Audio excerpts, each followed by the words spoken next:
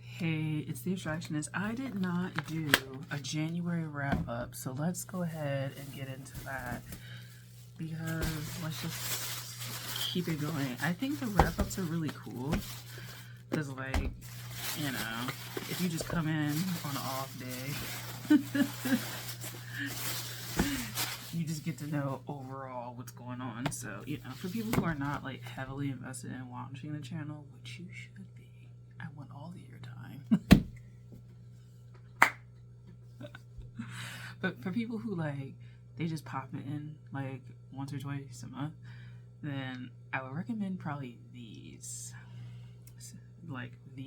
wrap ups. So anyway, so let's do it.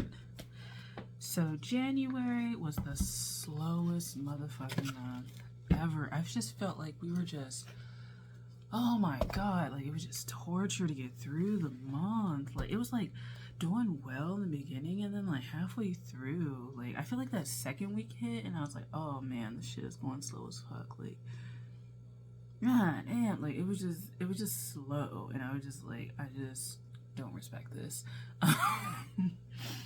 I was like, I don't know what this is. To me, I felt like we were already like heading into spring energetically, so it was just kind of like weird that things were slowing down. It seemed like energetically a little bit.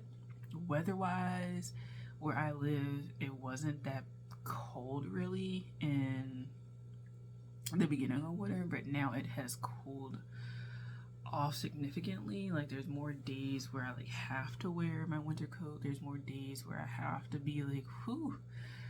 Well, I don't have to be like, ooh, it's chilly, but there's more days where I'm seeing that because the temperature has like dropped significantly. Don't let it be like dark. It's like cold as fuck. So that whole thing contributed to me just kind of feeling like in a slump. And normally in the wintertime, I feel in a slump, but I'm not so in a slump, you know? So I was like, huh, this is kind of surprising. What else? I didn't do any like events, like tarot wise or whatever. I just trying to make sure I'm like speaking the truth in that. Yeah, because I did 2 in December and then I like chickened out of the ones I wanted to do in January. So I said, forget that. I did start my 100 days of Pilates. This is just like a personal thing. If you are on Enter Red Room, you would know that I started 100 days of Pilates.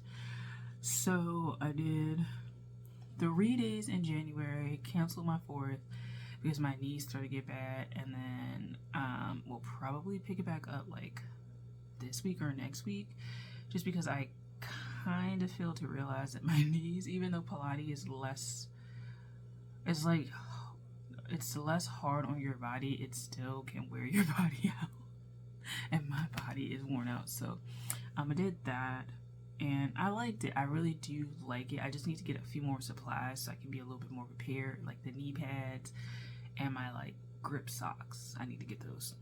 So once I get those, I'll probably be more active, and then I'll work towards getting a membership, an unlimited one where I can take as many classes as I want, because we're in February now. So if I start in a week or 2, then I'll have to like basically do Pilates like 3+ times a week in order to like hit the target of 100 days for the entire year. Not the first 100 days of the year, but just 100 days of Pilates in general. So that's more of a health thing. What else on experiences? Not much else. I kind of feel like I really need to wrap up my massage stuff. I'm considering esthetician school, health kind of stuff. But wow, let's get into like the real stuff, right? So 2 books. Astrology for the Soul. I did the North Node and Sag, and I gave a brief review of the book, the section that I read, because I'm reading it by section. So Jan Spiller. This book deals with the nodes. So in the nodes in astrology talk about like the dragon's head, dragon's tail, previous incarnations, what you kind of already done over and over and over, that it feels like second nature.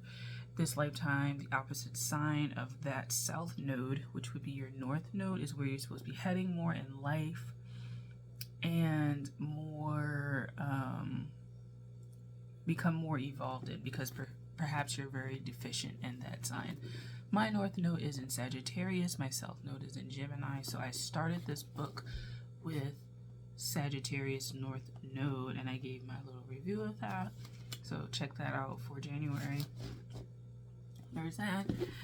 I did not do Capricorn. I feel like I just didn't put any effort into reading it, so I am gonna read Capricorn, and I'll probably do it for the February time. I was supposed to do like 2 of these a month, but yeah, so the next one that I need to read, because I'm going to go like kind of section by section, is going to be North Node and Cap, and then I'll make my way around back to North Node and Sag, and then give you a full kind of comprehensive review.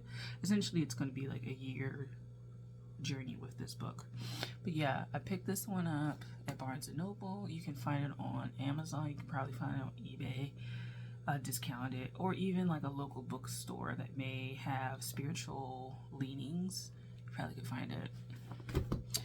Next, Deepak Chopra's The Seven Spiritual Laws of Success, a pocket book guide to fulfilling your dreams, 1 hour of wisdom. So I read this in one setting. It's really short. It's not really, you know, that extensive. There is, I guess, the full version of the book. I just realized I wasn't going to read it, so I decided not to get it, and I got this one instead. Essentially, it's the size of like this deck, basically. It's like the size of that, so it's like really a pocket book. What is up in my bed? Sorry, y'all. Personal stuff. I was eating some, like, not Chex, but basically Chex. I was like, is that crumbs? Okay, so I will be doing a review on this. I need to do it for this month because I definitely fell off in January with doing it. I'm going to go back over it, put some notes in there, because sometimes I be doing off the cuff shit and then I realize like, oh yeah, like you make no sense. So we'll go with that. Next up, and the last things are decks. So I got the Vessel Oracle. I did a review on this. I have yet to use this, and to be honest, I may not use it because I kind of wanted the Apparition Tarot, and I'm going to just wait until that comes back in stock on her website, and then I'll go from there.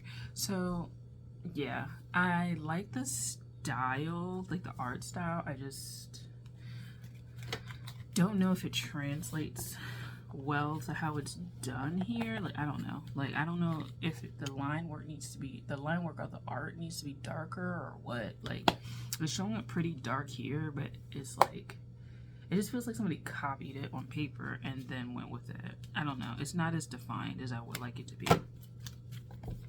And so I may just get the Apparition Tarot because I felt like color-wise and theme-wise it was a lot better. So probably will pass this on at some point.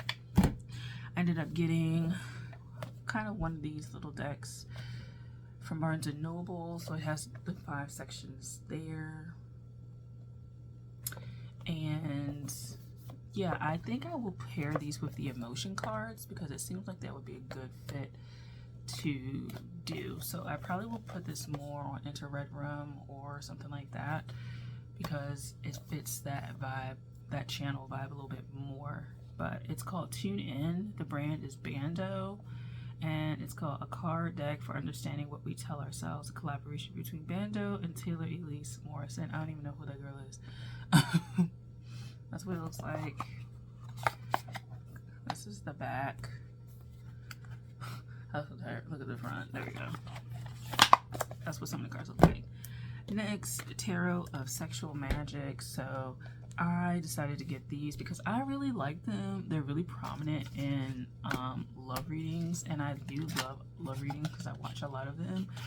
I decided to get these because they were on sale, and I'm going to use it for Lilith readings, not because Lilith looks sexual. It's just kind of raw primal energy, and I think sex is a very raw primal energy. Well, she wanted to go on the floor. So a raw primal energy, and yeah, I think she just represents that a lot. So I'll be using that in future readings. I also got the Decameron Tarot. I got the sleazy decks, essentially.